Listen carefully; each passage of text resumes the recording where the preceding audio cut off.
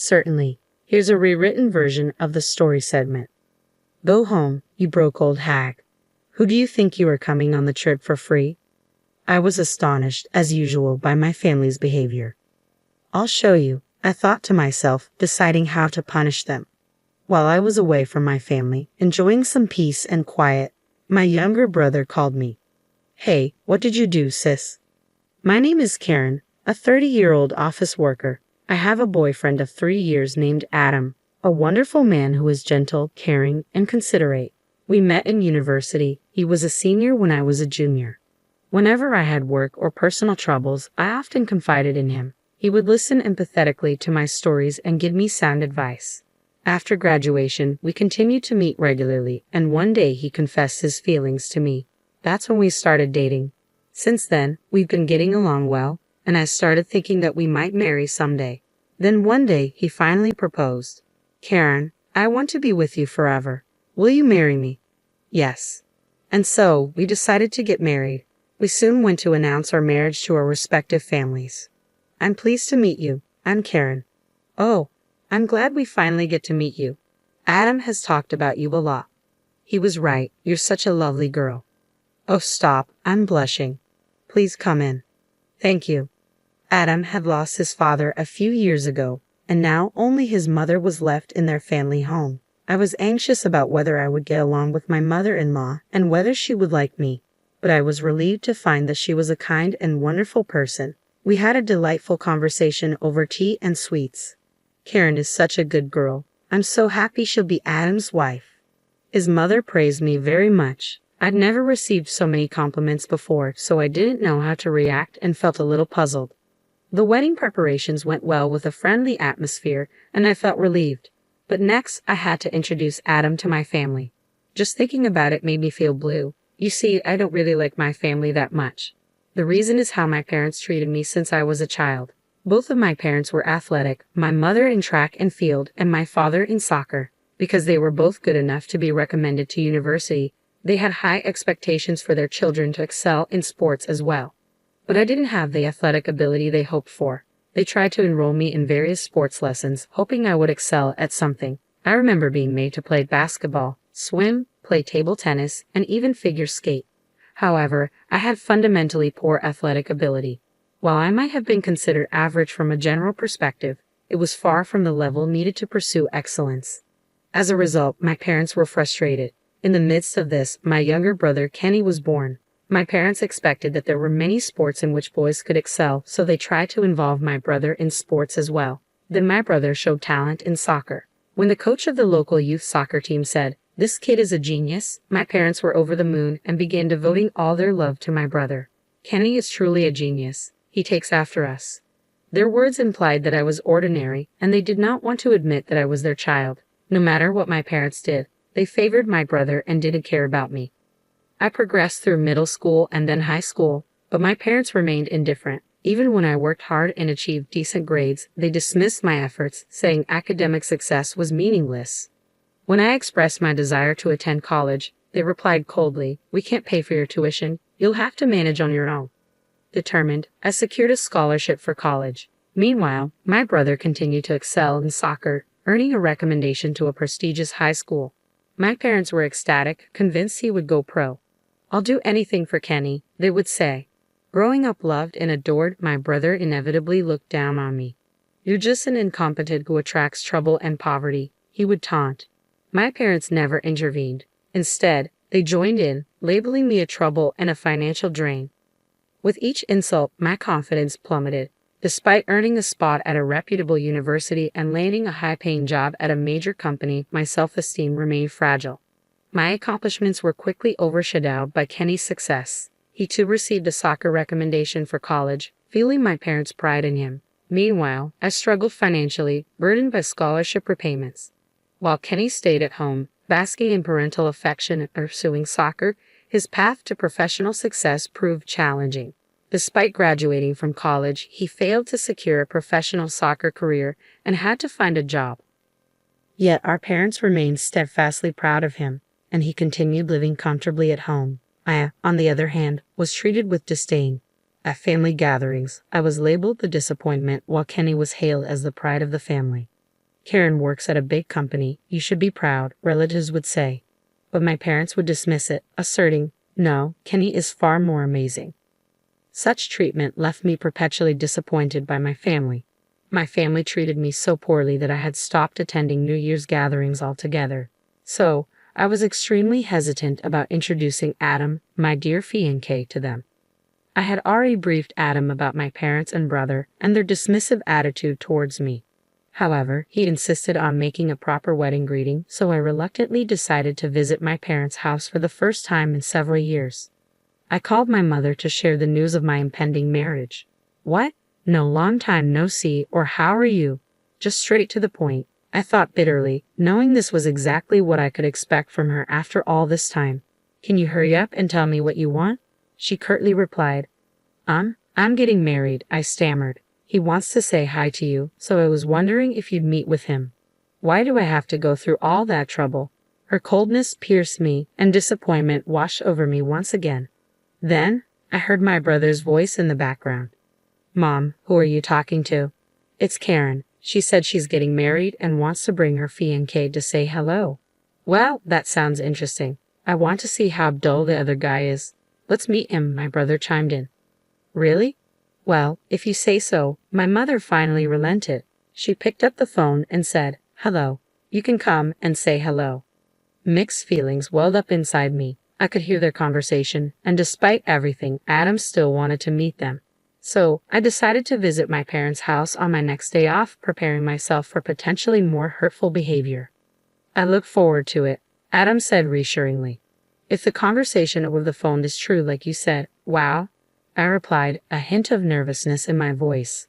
It's not funny. I've had some really bad experiences, I explained, feeling the weight of past disappointments.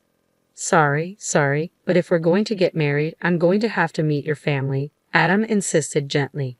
Okay, I sighed reluctantly, preparing myself for what was to come. We drove to my parents' house. When we arrived, I pressed the intercom, but no one answered. Upon entering the living room, I found my entire family seated on the sofa. There was also a young woman whom I didn't recognize at the time. I'm home. Long time no see, I announced awkwardly. This is my fiancé, Adam. Nice to meet you, Adam greeted politely. As I introduced him, everyone in the family scrutinized him. I thought he'd be more plain and dull, my brother Kenny remarked rudely. Adam chuckled nervously. What about that woman next to you, Kenny? Is she your girlfriend? I called ahead about bringing my fiancé, and he brought along an irrelevant woman, I interjected, frustrated by Kenny's lack of tact. That's my wife, Mira, Kenny declared proudly. She's been living here with me since we got married. What? Your wife? My eyes widened in shock. Wait a minute, Kenny, you were married, I exclaimed, feeling utterly blindsided. Yeah, last year, Kenny replied casually. I didn't know that. I couldn't help but raise my voice, feeling hurt and excluded. Our mother made a disgusted face. You're a picky kid, aren't you? You have nothing to do with Kenny's marriage, so there's no need for us to tell you. No, but, I started, feeling deeply wounded that my own brother had gotten married without anyone informing me. I was shocked and froze on the spot. Then my father turned to Adam. Not that I care, but what do you do for a living? I know it can't be much if you're marrying Karen, but I'll ask anyway. My father's words snapped me back to reality. I clenched my fists in anger, determined not to let anyone belittle my precious fiancé. Adam noticed and lightly restrained me with his hand. Apologies for the oversight. Allow me to introduce myself properly, Adam said calmly, handing his business card to my father. My father glanced at the card with a look of disdain, but then his eyes widened. A lawyer, he shouted, and the whole room, including Kenny's new wife, fell silent in shock. This is amazing. Mother, get him some tea, quickly, my father ordered, his tone completely changed. Yes, right away, my mother stammered. Wow, a real lawyer. Cool, my family members echoed, their attitudes blatantly shifting. Adam rolled his eyes in dismay. I never would have imagined that Karen would be marrying a lawyer. Why didn't she say so? My father mused, suddenly interested. Is the salary good? Could you buy me a fancy bag for my birthday? I was appalled at their shameless comments. As for my brother's wife, she seemed equally brazen. How could she say such things to my fiancé when she has never even met me before? I thought. Adam chuckled and replied, We're going to be a family now, so let's take care of each other. Yes, let's take care of each other, my mother echoed, though I had a bad feeling about it. My parents' brother and his wife enthusiastically engaged in the conversation, actively planning the meeting of both families. Their behavior was so over the top that even Adam's mother was visibly taken aback. After the meeting, I apologized to Adam's mother, but she smiled and reassured me. Don't worry about it. Adam told me everything. I felt relieved. Adam's mother was truly a kind person. About 2 months later, Adam and I had our wedding ceremony. To my surprise, my entire family, who had always treated me poorly and wanted nothing to do with me, attended. Following the wedding, they began contacting me more frequently. Would you and your husband like to have dinner with us sometime? I know a great restaurant. My mother would start each call. It was clear she was trying to ingratiate herself because Adam was a lawyer and made a lot of money. But I wasn't going to fall for her scheme. I'm a little busy right now, so I don't think I'll be able to make it. I'll let you know when I can. Okay, I'll wait for your call. Any time is fine for us, she'd reply in an overly cheerful voice. It was obvious she didn't care about me, only about exploiting my marriage to a wealthy man. After a few months of no contact, she called again. Hey Karen, when are you going to get together with us? She asked in a giggling tone. I'm sorry, I've been a little busy, I responded, about to hang up. We're talking about celebrating my 60th birthday, she continued. We've been paying for your high school education and your father and I have supported you, haven't we? I think it's only right that you return the favor a little. Reading between the lines, it was clear she was hinting that I should pay them back. While it was true that they had supported me through high school, I had funded my own college education. Nonetheless, I felt a sense of obligation. All right, we'll join in the celebration, I agreed reluctantly. Really? Then we're planning a family vacation. Let's go together, she said, her tone filled with excitement. A family vacation, I echoed, feeling a mix of dread and resignation. I didn't like the idea, but I thought it would give my husband and me some time alone together. When I told Adam, he agreed, so we decided to join the family trip. When I informed my mother, she was overjoyed. I'll send you links to the hotels we want to stay at and the plans for other things.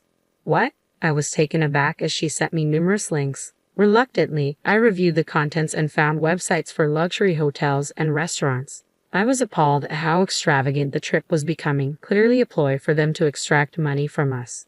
However, I thought this would be the first and last time, so I proceeded to make the reservations. My mother was ecstatic when I called to inform her that everything was set. I'm looking forward to it. Thank you.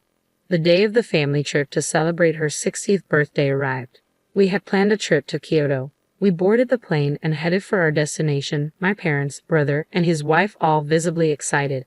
Upon arrival at the airport, Adam and I informed them that we would be exploring on our own. They tried to persuade us to buy souvenirs and join them, but we managed to evade their attempts and went our separate ways.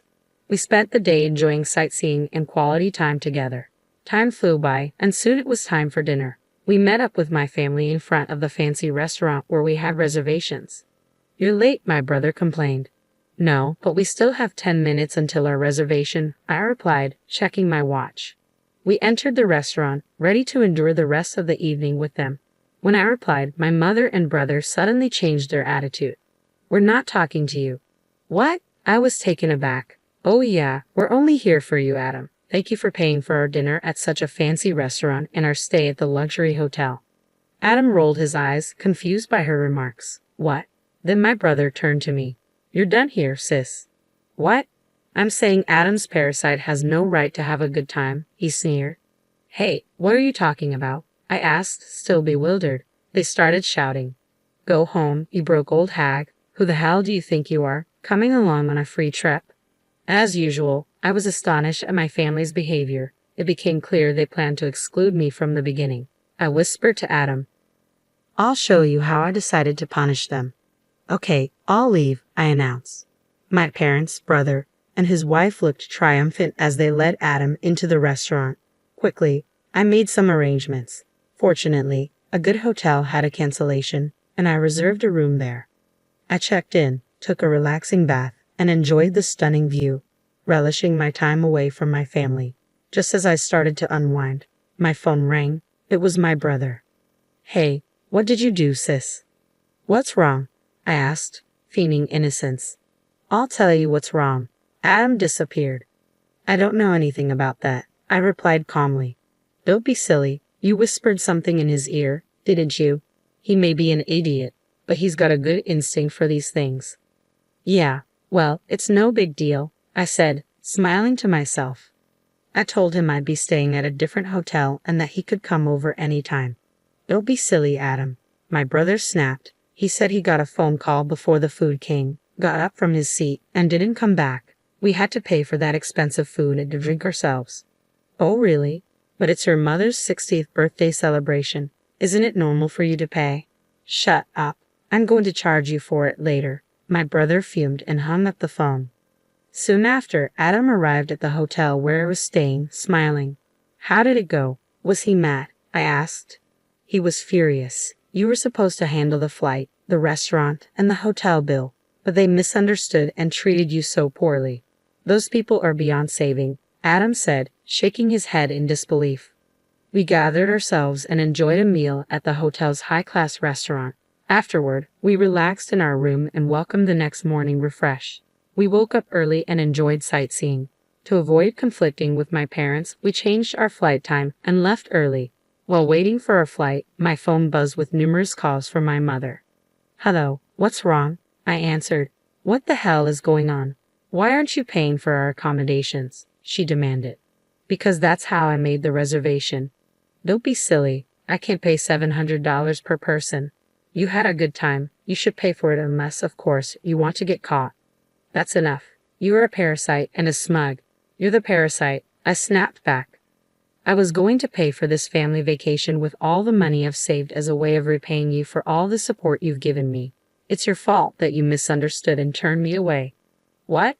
Did you plan to pay for your own accommodation, food, and drink? Yes, that's what I'm saying. Oh no, there's no way you can afford that much money. Don't underestimate me. I work for the head office of a big company, and I'm a section chief there. I have quite a bit of money saved up, and my monthly salary is a lot higher than Dad's. What? My mother was absolutely stunned when she learned the truth.